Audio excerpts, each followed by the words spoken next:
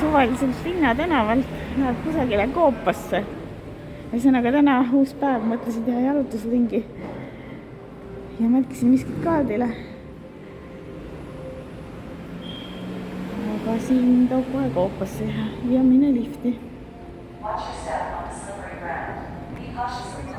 Lift ja mõned trepid tõid mind sellise uhke templi ehituseni. Veits lahendamise peal siis näeb tervet templit.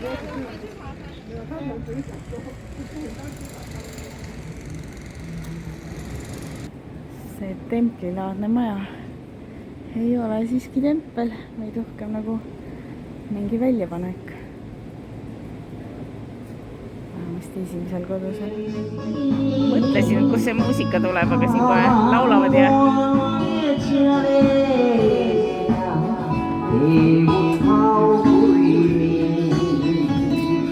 tantsivad ka.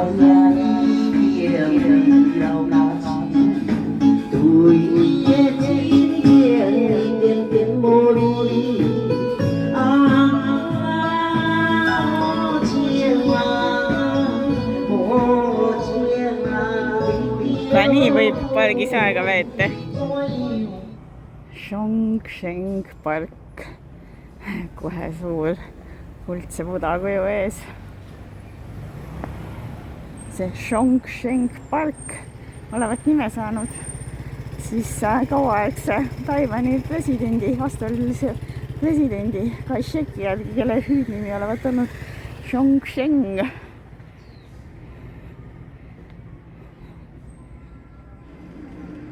...25-meetrine Guanxini, jumalanna Guanxini statuut, mis tähendab tõlkes The one who perceives sounds, keegi, kes tajub helisid. Pidavat omalaadne selline olema. Aga muidu see siit ülevalt, see pargiala oma rõõmsates värvides jätab veits küll lõbustuspargi mulje taas. Ja siit on vaated sadamale ja sadamalale põhiliselt.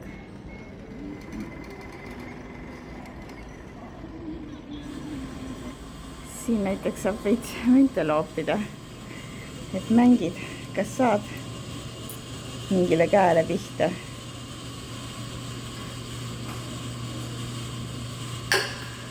Ei saanud, põlps.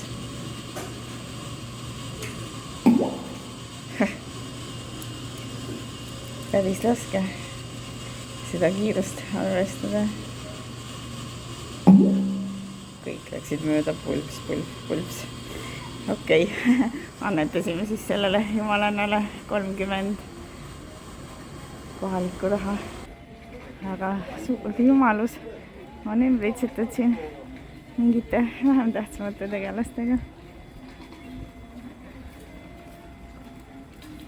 Ja taga on tempel ka.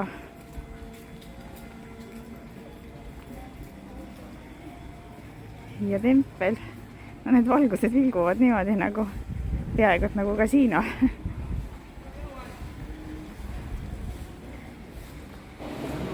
No võtta, mina neil budismi ja taoismi templitel vahet ei tee.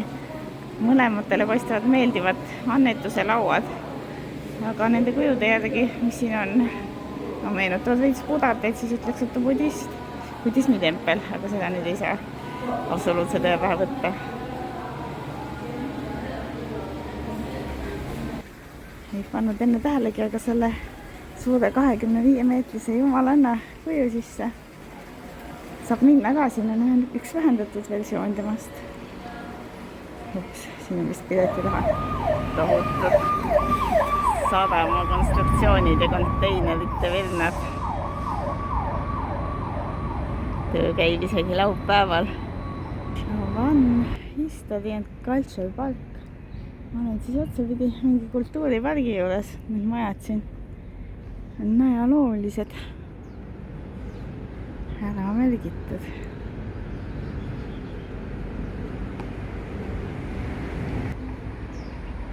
Need olid ohvitseride residentsid ehitatud jaapanlaste poolt Keelungisse 1929 lõpetati ja nad olid väga esimesed struktuurid Taiwanil või hooned Taiwanil, millel oli merevaade. Me olime siin kohe taga. Siin natuke seletab lähemalt kõrval oleval struktuuril need ohvitseride kvartal, ala, mis iganes struktuurid.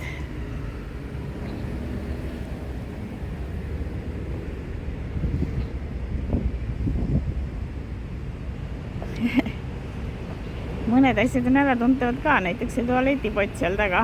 Muidu on lihtsalt nagu postid maa sees enam-vähem. Shengpinni sadam.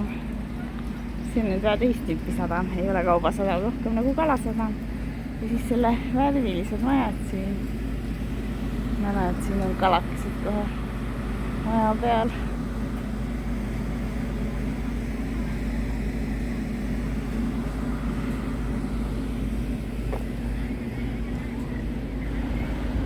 No väheke vaatan perspektiivist ka neid värvilisi maju.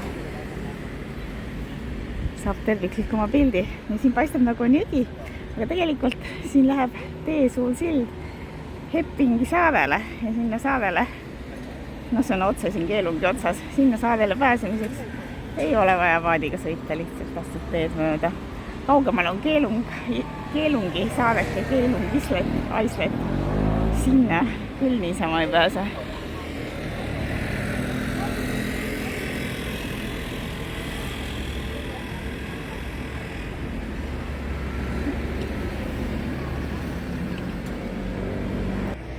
Mõtlesin, et mida see Hintou võiks tähendada, aga see tähendab National Taiwan Ocean University, Taiwani rahvuslik ookeaniülikool siis kusagil siin ja selle territooriumil saab konnata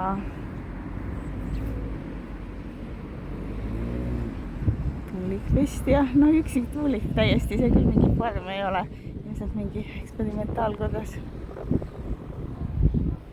Paduovsi sadama ja kalasadama kant, kahjuks kaardil ära märgitud koht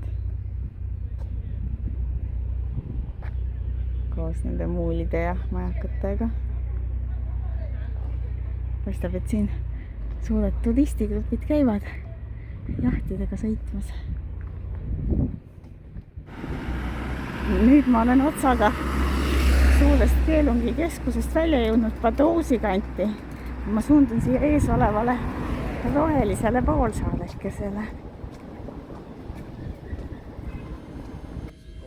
Mereharidus ja turistirada. Ma siin all punase pinniga märgitud kohas. Siin on siis see rada ja mis atraktsioonid tee peal on. Siit paistab nüüd edasi Keelungi saareke ja siit on näha ka palju selliseid paadikesi, et see sadam, kus ma enne käisin seal, siit paistab ära ka.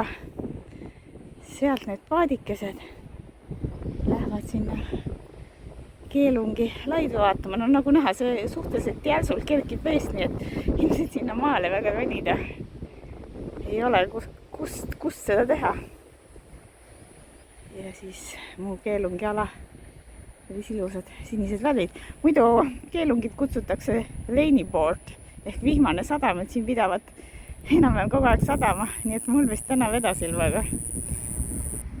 Natuke mütsikut rända.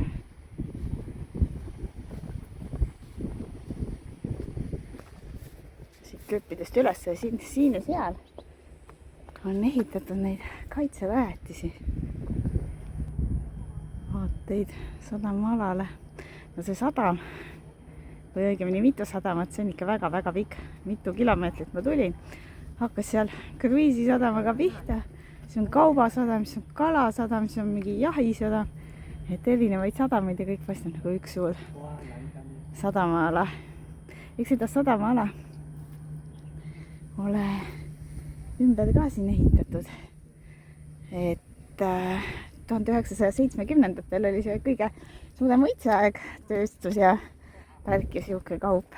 Aga siis hakkas toimuma 90-ndatel ümberorienteerumine turismile ja sealt siis need kruiisilaevad ja väidetavalt kruiisisadamana olevat Keelungi sadam isegi mingites edetabelites.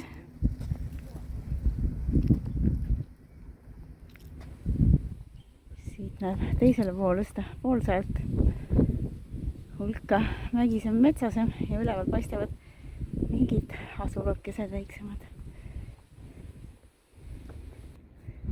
Aga nüüd olen miskil suuremat sorti platool. Ja taas needsamad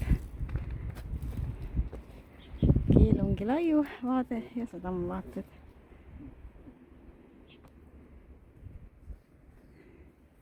Tea, mis siin kunagi võis olla, aga jätab küll mulje, et kaitserajatised jällegist. Need on nüüd osavalt muidugi turismi kohtadeks tehtud. Milleks kasutada sellist väljakut vaateplatvormina. Kui teiselt poolt välja tulla, siis on parkla autosid täis. Üks päeval oli ka neid inimesi üksjagu. Laupäev Taiwani inimestele meeldib jalutada, kui nad just ei tööta. Soo, need pole mitte ainult jalutusrajad, mis inimesi tõmbavad. Siin on Keelungi dinosauruse ökoloogiline park. Ma ei tea, kas see dinosaurus on siis see kivi seal või? No neid dinosaurusi paistab siin palju olema. Ja nad on enam kõik kivid ja kõik armastavad teha pildi selle efektse dinosauruse kivi ees seal. See looduslik moodustus siin on minu arvates kõige efektsem isegi.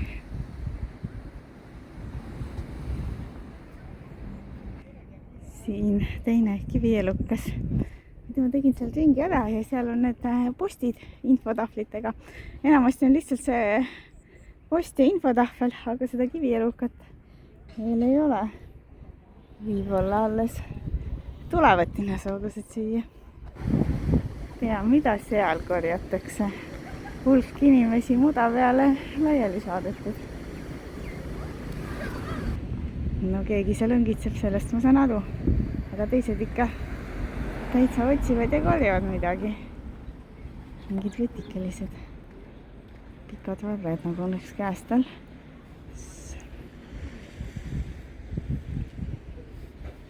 Ja siin on seda piinast näha. Siin vee poolt uhutud. Need see rannikuala siin on pehmest kivist, liivakivi ja muu siuke materjal. Nüüd, kui vesi uudistab, siis jääb maha selline jälg. Siin pool teed on tühisadam. Keegi seda ei kasuta, justkui maha jäetud. Teisel pool, see on Keelungi kesklinna kõige otsamad teed mööda, mille Google'i Maps mulle välja leida suutis sealt poolsaare ja vaatamisväärsuste juurest. Kokku 6,9 kilomeetrit, aga nüüd ma olen juba üsna linnas siin kanali ääres.